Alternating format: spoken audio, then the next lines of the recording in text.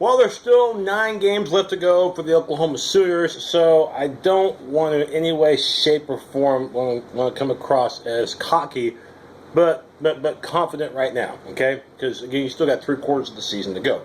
But for the Oklahoma Sooners, the way their defense is playing right now, including their latest display of excellence against a Tennessee team that had some pretty good athletes, a pretty salty quarterback, even though it was a young offense, still the Sooners, after 3 games, have done just about anything and everything you could ask them to do.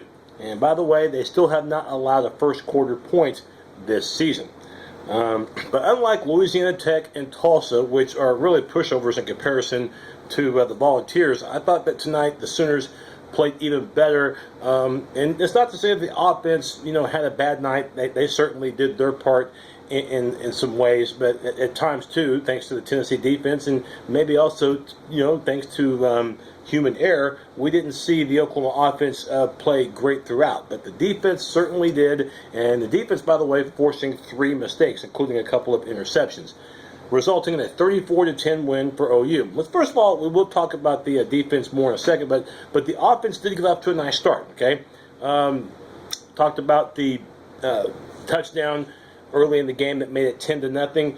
And I thought Trevor Knight on that drive, the OU quarterback, he took some shots and still delivered. And that's when you know you got one fantastic leader, is when they're able to take those shots and still get the ball from point A to point B and then come back for more. I thought maybe Trevor Knight's most brilliant moment came on that first touchdown, in which he recognized the defense, okay? He knew that Tennessee was going to possibly be showing man coverage and also, too, an outside blitz coming as well. No problem. What that meant was that Knight had to do what he needed to do, and that is find an open guy. He knew that Keith Ford, the running back, pretty good chance that he was going to be open, and out of the backfield he was unaccounted for, busted assignment by Tennessee, resulting into a touchdown. That was one of his brilliant moments. Now, the thing about the Sooner offense, the reason why, if I sound like I'm critical of them, I don't mean to be, but there were times tonight where they couldn't finish drives, okay? A couple of times they were in the red zone, a couple of times they had to settle for 3 points. Tonight, you can get away with that. Down the road, against the better defenses that you'll face, like TCU and Texas, for example, may not be as fortunate. So the Sooner offense knows that they have work to do. I do think, though, that Keith Ford played a really good game tonight for the Sooners. We mentioned the touchdown out of the backfield, but also, too, he had a rushing touchdown as well. In fact, it's becoming obvious that he is the best of the 3 backs, in case you didn't know it. He is, no question, a guy that can handle the ball many times throughout the game. But, of course, we saw tonight some action by Alex Ross in the course in the second half, in particular, Samuel J. Pirine, who, again, is a load to bring down, as Tennessee found out. The receivers for the Sooners tonight, they got involved. We saw Young. He continues to get more and more playing time, as well as Duron Neal becoming the number 2 guy. And, of course, Sterling Shepard's always going to be the number 1 for Oklahoma. Cameron Sutton, I thought, played a terrific game for Tennessee from his defensive back spot. At times getting involved on the play. It seems like he and A.J. Johnson were very active for Tennessee. And I know OU has to go to Knoxville, and it'll be a much tougher game, but I'm glad that A.J. Johnson won't be there. He's a senior. He's had a terrific career for the Volunteers all 4 years he's been there. But we saw, Shepard and Sutton, one-on-one a few times tonight. And that one big one-on-one battle that Shepard won was when OU had the ball deep in their own territory, when the game was still in doubt, and Knight threw a long pass down the sideline, and Shepard got in the position, better position than a Sutton, and that would end up leading to better things down the road. So for the Sooners, they know that they've got to do a better job finishing drives. They got to do a better job on third down. Defensively, boy, it's really hard to criticize the Sooners. I mean, there were some penalties, and of course there was the face mask call, but that's an aggression penalty. Those things are going to happen. For the Sooners, I thought the biggest key in this game, besides the fact, of course, that they contained the ground attack, and let's face it, we knew entering this game that the passing attack was Tennessee's bread and butter. That was their everything. They had twice as much yards through the air than they did on the ground. We knew that, okay? So the fact that OU's rush defense able to contain Tennessee's rush offense was not a surprise. What we didn't know, though, because Worley has such a quick release, how the Sooners were going to be able to get pressure on him because he gets rid of the ball fast. Well, how about at least 6 quarterback sacks? 4 of them in the first half alone. Terrific outside pressure from the Dule. And then also, too, we saw Charles Tapper get involved. We saw Jordan Phillips. And then Jordan Evans get into the mix. But it was Eric Stryker's night. He was anywhere and everywhere from his linebacking spot. You got to give a lot of props to that guy right there.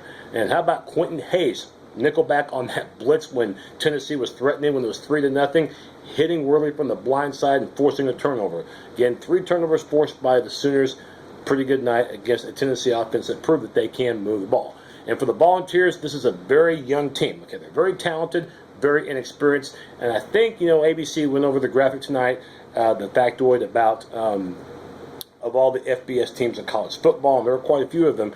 Tennessee, placed more freshmen than any of them. Okay, a lot of true freshmen saw time tonight. Jalen Hurd.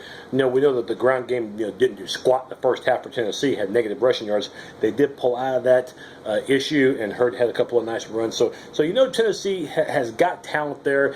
But a lot of them tonight, got a true taste of life outside the SEC, and it's not to say. And for people out there who are going to say, yeah, this proves that the Big 12 can play with any team in the SEC.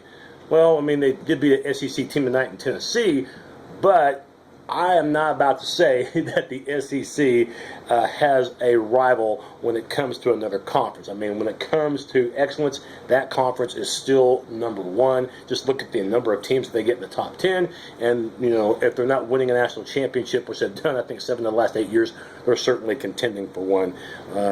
Big 12 wants to make an impression compared to the SEC. Win some national championships. To me, the SEC doesn't have a comparison until they say so. OU, though, does get a win tonight over an SEC team, and Bob Stoops is now 5-4 lifetime against SEC competition. Going over the 4 keys that I did highlight on the weekly matchup show. Number 1, of course, make sure to get in Worley's face. Make sure to make him uncomfortable. Get pressure on him. This is a solid A. We mentioned it earlier, the 6 quarterback sacks, and also 2, they hurried him. They hit him, and as Herb Street said tonight on the Saturday night telecast, those hits take a toll on quarterback, not just physically, but also mentally too. And Worley, he's one tough son of a gun. He hung in there, but you knew that he had to be very uncomfortable. Number 2, make sure, Sooners, that you don't volunteer giveaways. I'm going to go a B+. There were a couple of turnovers that OU did commit. One was a night interception, which you give credit to the Tennessee defender for getting in there right at the right time, but it didn't result in anything. It was right near the end of the half. What it did was merely deny Honeycutt a long field goal attempt. Number 3, make sure, Oklahoma, that you make third down your first down. I'm going to go C+. The Sooners were bad on third down tonight, 3rd and 12, but that's really one of Tennessee's trademarks. But at the same time, the Volunteers shot themselves in the foot on third down as well. They did a little bit better, 6 of 17, but they completed, I think, just barely over 34% of their third down tries. So the Sooner defense did their part. And then number 4, no tricks. Okay, no tricks for kids. Meaning watch out for trick plays. We're going to go I for incomplete. Pretty much what you saw tonight from both teams by and large is what you got between OU and Tennessee. The trick plays, didn't have to really worry about that. So for the Sooners, a brilliant job tonight. Of course, the Wilson interception was pivotal, but you give Jordan Evans credit for not only making a late deflection to get Wilson the ball, and 100 yards later he scores, but the play before when Evans tripped up Worley, when Worley was trying to score on a scramble, so Evans deserves props on back-to-back plays. That doesn't get mentioned enough. The Sooners were tested at times tonight, but do pass the test, and they do win by 24. They got to get ready for the Big 12 opener next week against West Virginia. Saturday night game. West Virginia is better than they were last year. We know that because they beat Maryland today. Maryland waxed them last year. So we're seeing that West Virginia can move the ball offensively, and they gave Alabama all they wanted earlier in the year. Tennessee gets a bye week before they get ready for their SEC opener against Georgia. By the way, Tennessee's got to play Georgia. They still got games against Florida. They still got matchups at South Carolina, at home against Alabama, at Ole Miss. Yeah, good luck with that. But next year's game at Knoxville between the Sooners and the Volunteers, I promise you this, OU will not be a 21-point favorite in that game in Knoxville come next year. But tonight they were. They covered the spread. They win 34-10. But at times the game did have its moments. But the Sooners offense did what they had to do, and the defense was fantastic. Good job, OU. 34-10. Winners over Tennessee. Boomer Sooner.